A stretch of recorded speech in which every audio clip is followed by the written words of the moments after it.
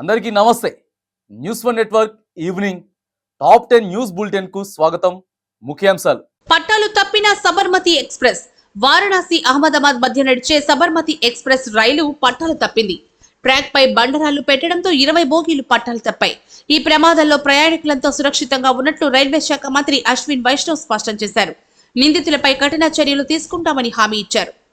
వైద్యుల విధుల బహిష్కరణ. పశ్చిమ బెంగాల్ రాష్ట్రంలోని కోల్కతా ట్రైనీ డాక్టర్ అత్యాచార ఘటనలో దోషులపై కఠిన చర్యలు తీసుకోవాలని డిమాండ్ చేస్తూ తెలుగు రాష్ట్రాల్లో వైద్యులు, వైద్య సిబ్బంది విధులు బహిష్కరించి నిరసన తెలిపారు. హైదరాబాద్ తో పాటు Warangal MGM, Visakhapatnam KGH, Mangalagiri AIIMS డాక్టర్లు పెద్ద ఎత్తున ఆందోళన నిర్వహించారు. కంటైనర్ ఢీకొని బాలిక దుర్మరణం. హైదరాబాద్ లోని హబ్సీగూడకు చెందిన సాత్విక అనే 10వ తరగతి విద్యార్థిని ఆటోలో స్కూల్ కి వెళ్తూ ఉండగా వెనక నుంచి కంటైనర్ ఆటోను ఢీకొట్టడంతో ఆటో ఆర్టీసీ బస్సు కిందకు వెళ్లిపోయింది. ఈ ప్రమాదంలో సాత్విక అక్కడికక్కడే మృతి చెందగా ఆటో డ్రైవర్ కు తీవ్ర గాయాలయ్యాయి. రుణమాఫీ తీరుపై బీఆర్ఎస్ పోరుబాట. ఆగస్టు 15వ తేదీలోపు 2 లక్షల రుణమాఫీ పూర్తి చేస్తామని ప్రగల్భాలు పలికిన ముఖ్యమంత్రి రేవంత్ రెడ్డి రైతులను మోసం చేశారంటూ బీఆర్ఎస్ నాయకులు ఆరోపించారు.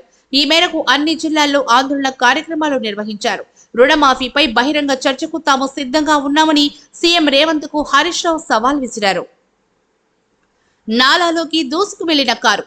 హైదరాబాద్ వ్యాప్తంగా కుండపోత వర్షాలు కురుస్తున్నాయి. వనస్థలిపురంలోని ఓ నాలాలోకి కారు దూసుకెళ్లింది. ఇదే సమయంలో వీధుల్లో ఉన్న పోలీసులు సమయస్ఫూర్తితో వ్యవహరించి కారులో నుండి 3 చిన్నారులను, వారి తల్లిదండ్రులను కాపాడారు. కర్ణాటక సీఎం కు షాక్. కర్ణాటక ముఖ్యమంత్రి సిద్ధరామయ్యకు షాక్ తగిలింది. మైసూరు అర్బన్ డెవలప్మెంట్ అథారిటీ భూ కుంభకోణం కేసులో విచారణకు గవర్నర్ ధావర్ అనుమతిచ్చారు. సమాచార హక్కు కార్యకర్త ఫిర్యాదు నేపథ్యంలో విచారణకు గవర్నర్ అంగీకారం తెలిపారు. ఈ విషయాన్ని ముఖ్యమంత్రి కార్యాలయం ధృవీకరించింది. నిర్మాణ దశలోనే 3వసారి కూలిన వంతెన. బీహార్లోని గంగా నదిపై సుల్తాన్గంజ్ అగువామి ఘాట్ వంతెన నిర్మాణ దశలోనే 3వసారి కోల్పోయింది.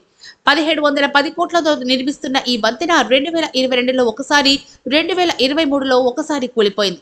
తాజాగా 3వసారి వంతెన కూలడంతో నిర్మాణం నాణ్యతపై తీవ్ర విమర్శలు వ్యక్తమవుతున్నాయి. నాసిక్ లో విధ్వంసం. బంగ్లాదేశ్ లో హిందువులపై దాడులకు నిరసనగా మహారాష్ట్రలోని నాసిక్ లో చేపట్టిన బంద్ హింసాత్మకంగా మారింది. బంద్ పిలుపును దుకాణ యజమానులు పట్టించుకోకపోవడంతో వివాదం చెలరేగి హింసకు దారితీసింది. ఒకరిపై ఒకరు రాళ్లు రువ్వుకోవడంతో పరిస్థితి అదుపు తప్పింది. పోలీసులు లాఠీ చార్జీ నిర్వహించి బాష్ప వాయువును ప్రయోగించారు. సైన్యం చేతిలో 80 మంది హతం. సుడాన్లోని జలక్ని అనే గ్రామంలో పారామిలిటరీ బలగాలు 80 మంది గ్రామస్తులను కాల్చి చంపాయి. ర్యాపిడ్ సపోర్ట్ ఫోర్సెస్ టీం గ్రామ యువతులను కిడ్నాప్ చేసేందుకు ప్రయత్నించగా గ్రామస్తులు అడ్డుకున్నారు. దీంతో సైన్యం విచక్షణ రహితంగా కాల్పులు జరిపింది. వినేష్ కు ఘన స్వాగతం. ఒలింపిక్స్ రెజ్లింగ్ విభాగంలో అద్వితీయ ఆటను కనపరిచి ఫైనల్ కు చేరి అధిక బరువు కారణంగా అనర్హతకు గురైన వినేష్ పొఘాట్ ఢిల్లీకి చేరుకున్నారు. ఆమెకు తోటి రెజ్లర్లు సాక్షి, బజరంగ్ ఘన స్వాగతం పలికారు. తదుపరి తాజా వార్తల కోసం చూస్తూనే ఉండండి న్యూస్ వన్ నెట్వర్క్.